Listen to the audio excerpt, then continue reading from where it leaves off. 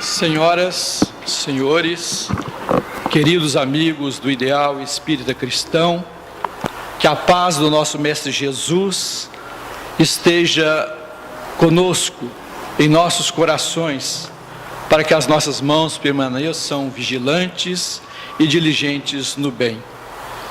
O assunto que nós trazemos hoje, esta noite, é sobre o primeiro capítulo do Evangelho segundo o Espiritismo.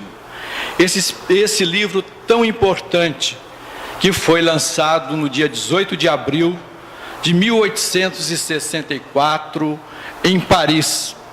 Livro este que traz a moral cristã. Este livro, no ano passado, ele fez os seus 150 anos, ou seja, nós comemoramos o seu sesquicentenário. É interessante como Kardec coloca neste livro, no primeiro capítulo, esse que se intitula Eu não vim destruir a lei. É interessante também que ele, no livro que lançou a doutrina dos Espíritos, o livro dos Espíritos, a primeira questão, o que é Deus?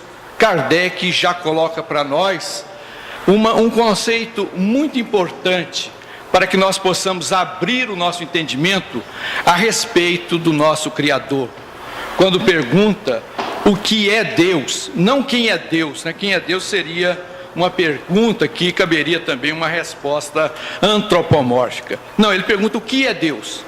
E os espíritos superiores respondem: Deus é a suprema inteligência, causa primeira de todas as coisas. E nesse livro, então, o Evangelho, o primeiro capítulo é Eu não vim destruir a lei. Qual lei será que Kardec estava querendo dizer ou querendo ensinar para nós? É claro que é a lei de Deus, né? Então, Kardec traz este capítulo iniciando com uma iniciação, uma colocação de Mateus, capítulo 5, versículo 17. Então diz Jesus: Eu não vim destruir a lei ou os profetas. Eu não vim destruí-los. Eu vim dar-lhes cumprimento. Em verdade, eu vos digo que não passarão a terra e o céu antes que esta lei, a lei de Deus, seja colocada em prática e seja cumprida em um só J e um só ponto. Ou seja, a lei de Deus, para que nós venhamos a chegar onde todos nós queremos chegar, que há felicidade, nós teremos que colocá-la em prática. O tio, melhor dizendo, o J, era a menor letra do alfabeto judeu. Então, ele está dizendo, mesmo nas menores faltas que nós viermos a cometer, nós teremos que dar conta disso.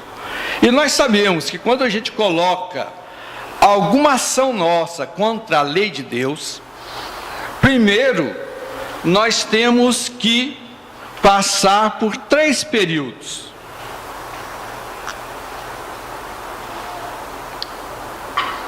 O primeiro período é o período do arrependimento. Depois, nós pedimos para reencarnar novamente. Se a gente não consegue reparar o mal nessa própria existência, nós aí passaremos por um período de expiação. E se nós passarmos pela expiação sem não ter nenhum murmúrio contra a vontade de Deus, aí sim, nós faremos a reparação. Então, a gente tem que ficar com muito cuidado quanto ao nosso pensar, falar e agir. O que é lei? Nós devemos saber, ou pelo menos ter um conceito, o que é uma lei. Eu fui pesquisar o que é lei. Então, lei é um princípio, um preceito, uma norma para estabelecer as regras que devem ser seguidas. Ou seja, a lei é um ordenamento das nossas relações sociais. Nós que somos filhos de Deus, precisamos uns cuidarmos dos outros, fazermos sempre o melhor em relação ao outro, porque é nesse relacionamento é que nós vamos mostrar as nossas características, a nossa inteligência, os nossos conceitos morais. Então, por isso que Jesus cita isso para nós. Nós devemos, então, não só conhecer as leis de Deus, mas colocá-las em práticas, praticá-las. Como diz Emmanuel, nós devemos conhecer a lei de Deus, conhecer o Evangelho, que é a boa nova trazida por Jesus. Conhecê-la, senti-la, meditá-la e vivenciá-la. Então, nós precisamos estar atentos, porque nós sabemos que nenhum de nós estamos aqui a passeio neste mundo. E nós sabemos que esse mundo é um mundo de expiação e de provas. Como é que começou no nosso mundo o estabelecimento das leis? Quando foi? Nós sabemos que o planeta Terra tem cerca de mais ou menos 4 bilhões e 500 milhões de anos. O construtor desse planeta, o co-criador, porque a ele foi dada a tarefa de construir esse berçário de almas, foi Jesus. Então Jesus, com a pleiade de espíritos puros, construiu este mundo. E a partir daí esse mundo foi sendo preparado para a habitação de espíritos que já tinham ou estava formando o raciocínio, uma melhor convivência entre os semelhantes. Então, segundo os ensinamentos da ciência humana, o homem apareceu na Terra há mais ou menos há 2 milhões e 500 mil anos. Esse homem era chamado de Homo erectus. Este homem viveu então há 2 milhões e 500 mil anos, também chamado de Homo habilis. O tempo passou, esses espíritos em formação foram crescendo em moralidade, em conhecimento. Há 500 mil anos apareceu o homem neandertalensis. Esse homem também, que é tido como, na verdade, o início da raça humana, foi progredindo. E apareceu então o homem, o tal de Homo sapiens, há 40 mil anos, também chamado o homem de Cro-Magnon. Cro-Magnon é uma cidade lá na França, e este esqueleto foi foi descoberto pelos homens daquele lugar.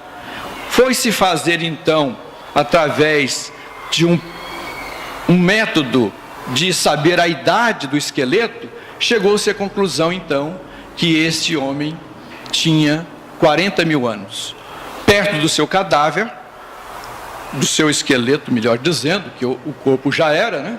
Através das transformações, tinham ali instrumentos mostrando que ele já era um ser inteligente. Tinha machadinhos, tinha facas afiadas, semelhantes a pedras afiadas, e assim chegaram à conclusão que esse foi o início do Homo sapiens. Mas o primeiro código, a primeira lei que se tem notícia, data de 1.700 anos antes de Jesus. É o chamado Código de Hammurabi. Hammurabi foi um rei que reinou ali na Mesopotâmia. Mesopotâmia quer dizer entre rios. Ali onde hoje se encontra o Irã e o Iraque. Em 1901, uma expedição francesa de arqueologia encontrou um monumento em pedra. Esse monumento em pedra, ali estava escrito o Código de Hammurabi. E dentro desse Código de Hammurabi tinha uma lei chamada de Lei de Talião, Lex Talionis. Lex é lei, Talionis quer dizer tal e qual, igual. Então era uma lei que dizia o seguinte: se um indivíduo faz um determinado crime, ele vai pagar também no mesmo sentido. Haveria uma compensação entre uma coisa e outra. Ou seja, é a lei chamada lei do olho por olho, dente por dente. Então, se você me fura um olho, eu tenho todo o direito de furar um olho seu. Se você me arranca um dente, eu também lhe arrancarei um dente. Esta era a lei, já era um avanço. Muitas pessoas ainda hoje ficam pensando: poxa, mas aquele povo era atrasado.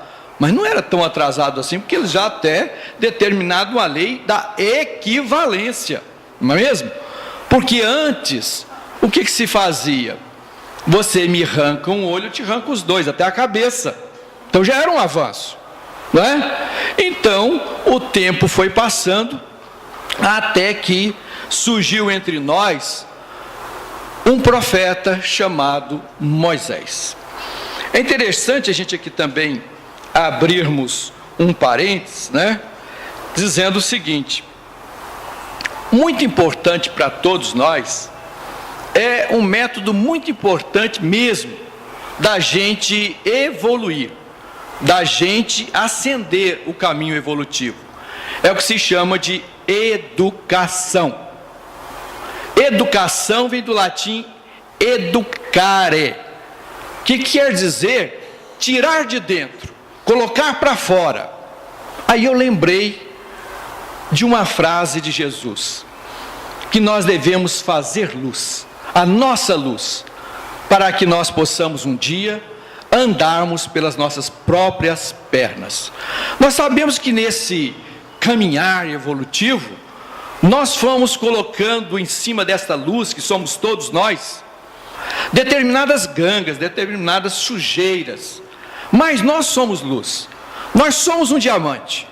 É necessário que a gente lapide esse diamante para que nós possamos mostrar a nossa luz. E essa lapidação, como nós já falamos antes, se dá com o nosso envolvimento com o nosso semelhante.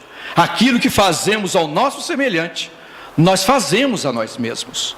Então é muito importante, antes de cometermos qualquer ação, nós possamos meditar, pensar, e aí sim poder agir.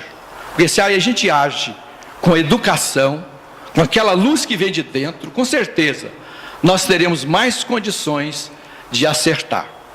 E falando em educação, eu vou contar aqui para vocês um conto muito interessante, falando a respeito de Licurgo. Licurgo era um filósofo de Atenas, ele era discípulo de Platão. Esse Licurgo era tido como um dos homens mais sábios da sua época. Ele fazia palestras, e ele fazia realmente palestras muito interessantes. Está calor?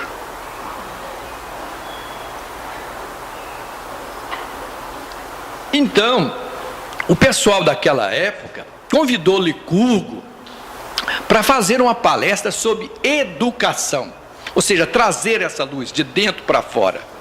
Licurgo disse: não, eu faço a palestra, mas eu vou pedir a vocês 6 meses para que eu possa preparar o assunto. pessoal, poxa, Licurgo, essa sapiência, pedir 6 meses para fazer uma palestra sobre educação, mas ele não aqueceu, falou, só faço depois de 6 meses, tudo bem. Passaram os 6 meses, e depois que a gente passa dos 50, a gente vê que o tempo passa muito rápido, né, gente? Então, passou-se esse período, e lá vem o Licurgo, né? A palestra foi num daqueles ginásios gregos, né? Arredondado, com aquela plateia ali de lado, e ele chegou com duas pessoas que estavam o ajudando. Cada um traziam 2 gaiolas. Então Licurgo olhou para aqueles seus 2 discípulos, fez um movimento, e eles soltaram de uma gaiola, da primeira gaiola, uma lebre. Ele fez outro movimento, e aí soltaram da outra gaiola um cachorro galgo. O cachorro galgo, ele tem como inimigo natural a lebre.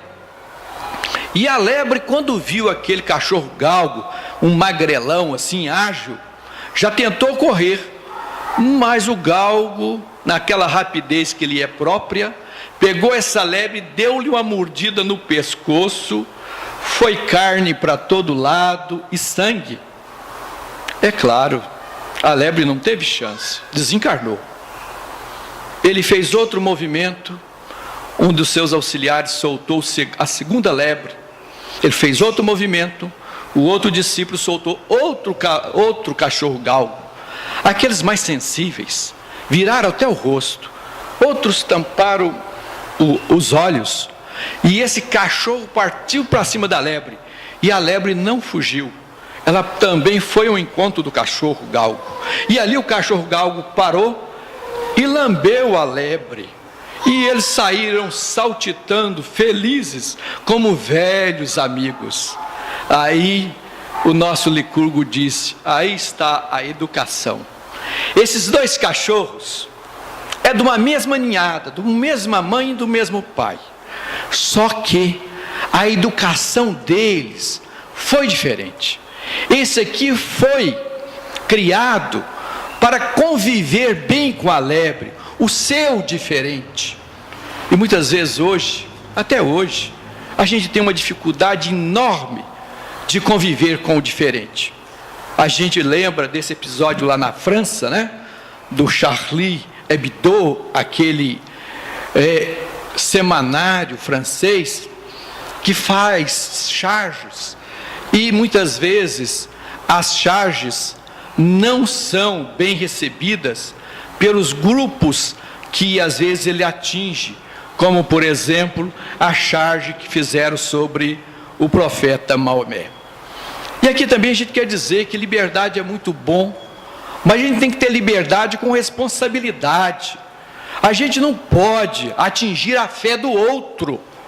Então é necessário que a gente possa respeitar aqueles também que têm um modo de pensar, ainda mais aqueles que ainda têm um pensamento de fanatismo, de agressão, que acham que tem que partir para matar o infiel.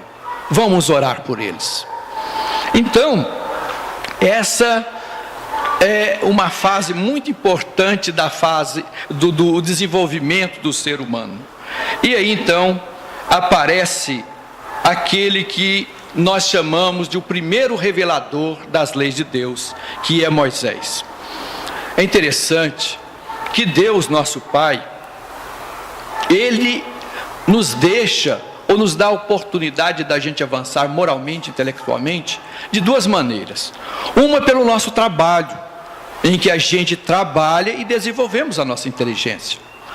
Outra maneira da gente evoluir e aprender mais é através da revelação divina. Então Moisés, como o próprio Allan Kardec coloca, é o primeiro revelador das leis divinas. Então Moisés, que era judeu, e o povo judeu estava refém, estava escravizado pelo povo egípcio. E ele então, como todos já sabem a história, não vou entrar em detalhes, ele retira o povo hebreu lá do Egito e leva para a Palestina. Eles ficaram 40 anos, né, movimentando por aquelas terras, até aqueles mais velhos, que já estavam assim com características bastante deturpadas pelos conhecimentos egípcios, morressem, para que uma nova geração tomasse conta daquela terra. Então, o Moisés, ele era um patriarca daquele povo. Ele era um médium, um médium de efeito físico e de efeito inteligente. Então ele sobe o monte Sinai e lá ele recebe os 10 mandamentos, as 10 leis de Deus. É interessante que essa primeira revelação da lei de Deus foi feito por um método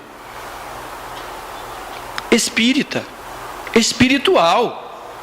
O primeiro livro da revelação divina foi um processo de psicopirografia. Psico, mente, alma, piro, fogo. Então, um espírito chamado Jeová, ou Javé, que era o espírito protetor do povo hebreu, utilizando a mediunidade de Moisés, fez com que, através de um fogo que se formou, escrevessem os 10 mandamentos.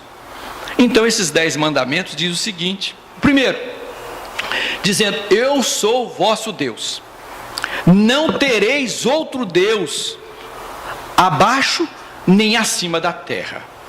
Vocês não poderão fazer nenhum tipo de ídolo, nem nenhum tipo de pintura me representando. Dizendo para nós, como nós já sabemos dentro da doutrina espírita, que nós devemos amar a Deus em espírito e verdade. O segundo mandamento da lei de Deus, trazida por Moisés, nos fala então que nós não devemos tomar o seu santo nome em vão. O terceiro, que nós devemos guardar os dias de sábado. Então nós devemos ter um dia, o sábado, para que a gente possa adorar a Deus. E aqui também temos que abrir uma explicação, porque naquela época nós tínhamos 2 tipos de sociedade: a dos homens livres e a dos homens escravos. Essa lei trazida por Jeová, que era um representante de Deus Supremo neste momento, veio dar aos escravos pelo menos um dia, né, gente? Um dia de descanso, porque eles trabalhavam de sol a sol. Então isso foi muito importante, que nós devemos amar, honrar os nossos pais, nosso pai e a nossa mãe. Esse é outro mandamento das leis de Deus. Depois eu não matarás. Depois que nós não devemos praticar nenhum tipo de mal ao nosso semelhante, né? Que nós não devemos cometer nenhum mal a nenhum daqueles que estão dentro de nós. Ou seja, não adultereis. Então fala esse mandamento: não adultereis. Muitas vezes a gente pensa que adultério é apenas aquela pessoa do sexo masculino ou feminino que não cumpre com seus compromissos com o parceiro. Mas adulterar quer dizer aquilo que você adultera, qualquer coisa, uma lei de Deus, um mal que você faz, que nós não devemos então também desejar a mulher do próximo. Hoje em dia eu acho que isso aí deveria mudar um pouco. Nós não devemos desejar o cônjuge do próximo, não é?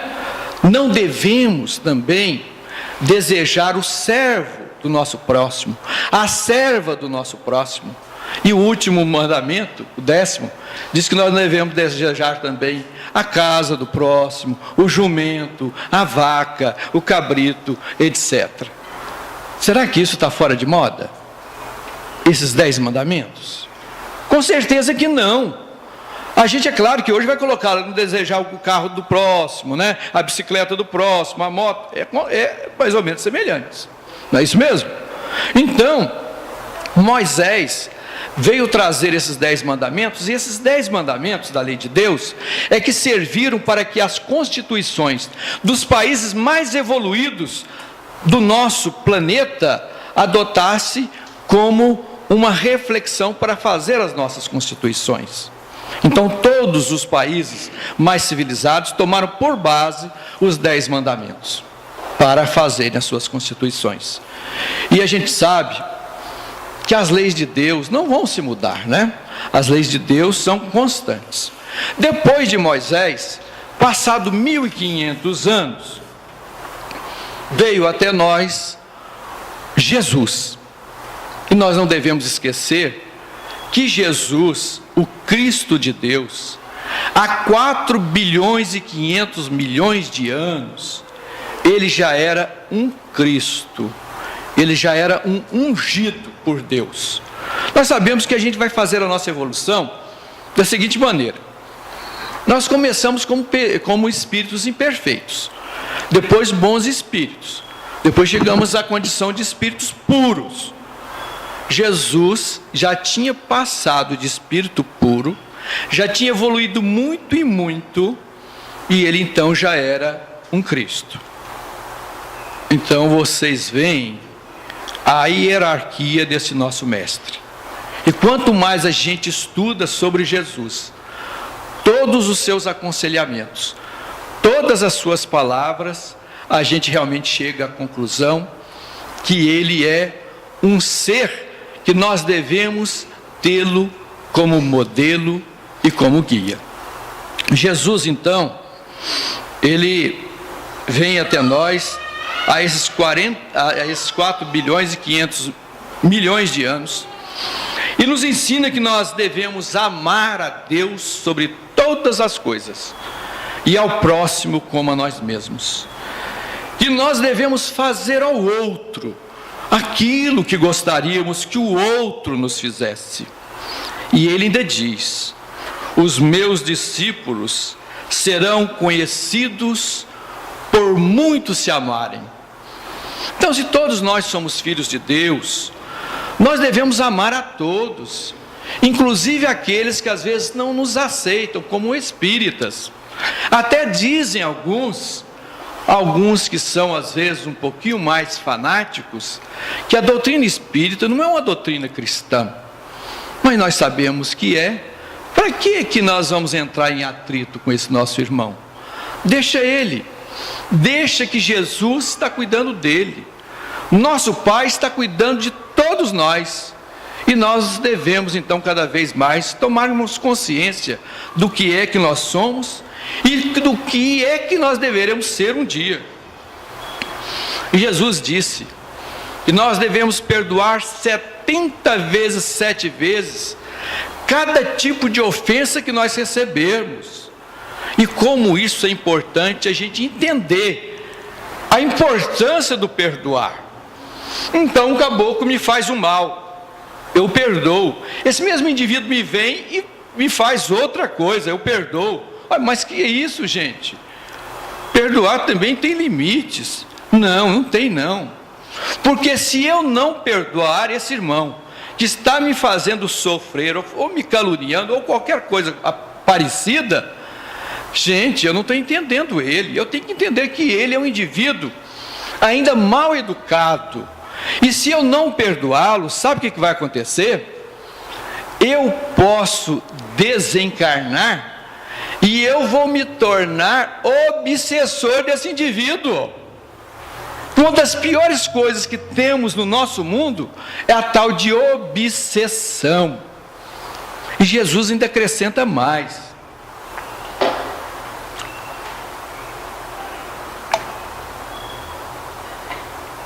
Jesus nos aconselha que quando nós tivermos uma vontade de fazer uma oferenda e levarmos essa oferenda até o altar, e se nós temos algum problema ou cometemos algum desatino, algum mal ao nosso irmão, primeiramente nós devemos colocar essa prenda lá no pé do altar, procurarmos o nosso irmão e reconciliarmos com ele, pedir perdão, Porque senão, a gente vem a desencarnar, e esse nosso irmão também, e ele não nos perdoando, ele vai nos obsediar. E nós ficaremos então obsediados por esse nosso irmão. E a gente sabe muito bem disso. Nós que participamos de reuniões mediúnicas, a gente vê que nós mesmos ali somos tratados de determinadas enfermidades que não afloram, ou se não se dão nesses instrumentos usados pela medicina formal, mas porque é uma influenciação de espíritos, de irmãos nossos, que nós fizemos mal a eles, e eles, por não conhecerem a doutrina do Cristo, a do perdão, eles vêm nos cobrar. Então é muito importante a gente procurar reconciliar e pedir perdão àqueles que nós ofendemos. Tanto é que Jesus diz que nós devemos reconciliar o mais depressa possível com nossos adversários. Algumas Bíblias dizem inimigos, mas é adversário, porque senão ele nos entregará ao juiz, o juiz nos entregará ao ministro da justiça, e o ministro da justiça nos colocará na prisão, até nós pagarmos o último centavo. O que quer dizer isso? O que Jesus quis dizer com isso? Quem é o juiz? Se nós não reconciliamos com o nosso irmão, nós seremos entregues ao juiz. O juiz é Deus, nosso Pai. O ministro da justiça é a nossa consciência, e a prisão é o nosso corpo físico. Enquanto nós não dominarmos completamente o nosso espírito, praticando só o bem, nós teremos que continuar reencarnando.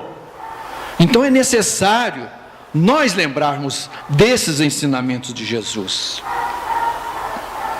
Então, como nós falamos, o Evangelho de Jesus tem que ser conhecido, meditado, sentido e vivenciado.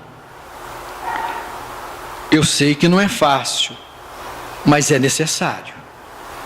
A terceira revelação é a doutrina dos Espíritos. Jesus, quando esteve entre nós, ele disse o seguinte: se vocês muito me amarem, eu pedirei ao Pai, e Ele vos mandará um outro Consolador, que ficará convosco até o final dos séculos. Ele dirá a vocês, repetirá a vocês, tudo isso que eu vos tenho ensinado, mas muitas outras coisas Ele acrescentará. A doutrina espírita é esse Consolador. Nós sabemos que a primeira revelação de Moisés foi a lei. A de Jesus, ele veio nos trazer o amor como forma de justiça. E a doutrina dos Espíritos vem nos trazer a verdade nua e crua, de forma lógica, racional. Então a doutrina espírita, como esse Consolador prometido, o Espírito de verdade, que comandou essa pleiade de espíritos que ditaram a nosso querido Allan Kardec a codificação, que vem a ser o próprio Jesus. O Espírito de verdade, segundo muitos irmãos nossos estudiosos, dizem que é o próprio Jesus, e eu concordo, mesmo que o meu parecer não tenha muita valia. Outros já dizem que até João Batista. Eu fico pensando que seja o próprio Jesus. Então, a doutrina dos espíritos, trazendo a verdade, então, através desse espírito tão elevado, ele diz o seguinte: espíritas, 2 ensinamentos eu vos deixo. O primeiro, amai-vos. E o segundo, instruí-vos, em primeiro lugar, amar. O mais importante é amar. Amar porque nós sabemos que temos a amar. Nós temos que querer bem o nosso semelhante. Não só o nosso semelhante, na verdade. Nós queremos e precisamos amar toda a natureza. Porque todos nós somos filhos de Deus. Nós temos que amar os minerais, os vegetais, os animais e os seres humanos, para que nós possamos nos tornar angelicais, anjos, espíritos puros, onde lá nós seremos felizes, quando nós tivermos então tirado tudo isso que nós trazemos de mal dentro de nós. Nós teremos que fazer com que essa luz que nós somos venha para fora. E nós sabemos que, como filhos de Deus, sabemos também que Deus não erra. Portanto, nós não somos um erro, nós somos um acerto. Então é necessário apenas que nós conscientizemos das leis de Deus e possamos então, no nosso dia a dia, tentar angariar para nós estas leis e vivenciá-las. A doutrina dos Espíritos nos vem trazer então uma lei muito importante para que nós possamos então fazer essa caminhada ascensional. Lá em Paris, lá no cemitério Père Lachaise, tem o túmulo de Allan Kardec. Os espíritas belgas colocaram lá um dizer, uma frase muito importante: nascer, morrer, renascer ainda e progredir sempre, tal é a lei. É o processo palingenésico, ou das reencarnações sucessivas. É através das reencarnações sucessivas, quando passamos por vários corpos, é que nós vamos fazer essa marcha ascensional. E a doutrina dos Espíritos traz a todos nós também um slogan muito importante: fora da caridade não há salvação. Caridade, como entendia Jesus. Pergunta número 886. Qual o verdadeiro sentido da palavra, como entendia Jesus, caridade? Benevolência para com todos, indulgência para com as falhas alheias e perdão das ofensas. Eu às vezes fico imaginando, quando eu deito assim, eu fico pensando, se todos nós estivermos tentando colocar isso em prática, benevolência para com todos, bem para com todo mundo, não é só aquele que nos quer bem, não, é para aquele também que nos persegue, nos calunia, ou aquele às vezes que nós nos encontramos, ele faz uma cara feia para nós, às vezes até dá de ombro, né? Não, nós teremos que ter benevolência para com todos, indulgência para com as falhas alheias, porque só nós temos indulgência para com os outros, é que Deus também vai ter indulgência para conosco, como diz lá na oração dominical: Pai, perdoa-nos, para que nós também sejamos perdoados. Não é isso que fala lá o Pai Nosso? E nós apenas queremos ser perdoados. É como Jesus também fala: a gente vê o cisco no olho do outro, não vê a trave no nosso, pelo nosso orgulho, egoísmo, vaidade, que nós trabalhamos muito isso em nós, e nós devemos substituí-las por aquilo que Jesus nos ensinou, que todo o ensinamento de Jesus é baseado em duas coisas muito importantes: a humildade e a própria caridade.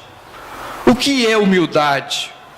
Humildade é o conhecimento das leis de Deus e colocá-las em prática. E nós ficamos aí torcendo o nariz para qualquer um, em qualquer momento, por qualquer coisa. Nesse livro tão importante também, que é o Livro dos Espíritos, falando sobre a lei, Kardec pergunta: o que se deve entender por lei natural? E os Espíritos respondem: a lei natural é a lei de Deus, a única verdadeira para a felicidade do homem. Ela diz ao homem o que ele deve fazer ou deixar de fazer. O homem só é infeliz quando dela se afasta. Então, esse é um aprofundamento a respeito de lei, né? E aí outra pergunta, logo a seguir da 614 a 615, pergunta se a lei de Deus é eterna.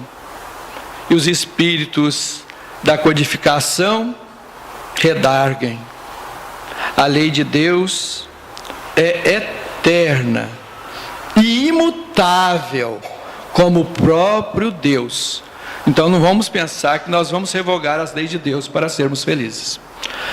Com certeza, nenhum de nós, nem o Congresso Nacional Brasileiro, não vai revogar a lei de Deus, mesmo que eles revogaram a lei de responsabilidade fiscal. Não vão revogar a lei de Deus. A lei de Deus é eterna e imutável, como o próprio Deus.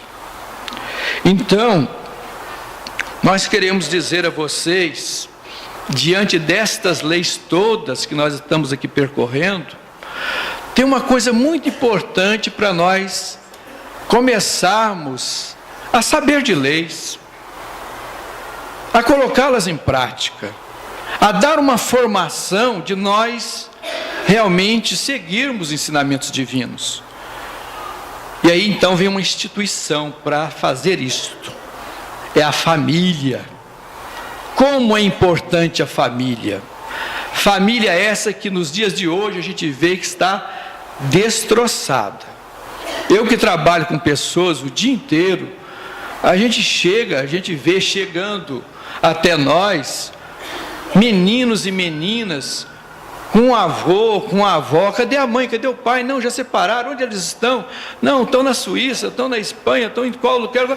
Não tomam conta dos filhos, não educam os filhos, não exercem a lei de Deus, não amam nem os seus próprios filhos. E quem ama, cuida.